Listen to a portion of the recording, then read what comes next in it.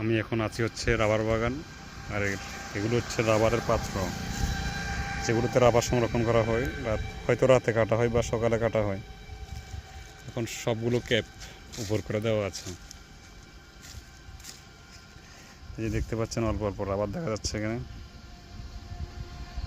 এখান থেকে এইভাবে কাটা হয়, আস্তে আস্তে আস্তে সবগুলো রাবার রেখে এখানে পরে আর কি এখানে জমা হয় পাত্রগুলোতে।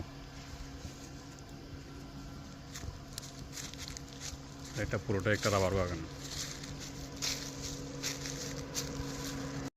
এগুলো হচ্ছে সেই রাবার যেগুলো আমরা আমাদের দৈনন্দিন কাজে ব্যবহার করি।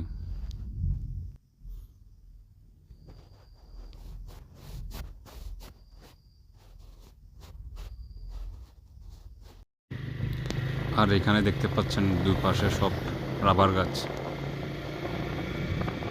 সেই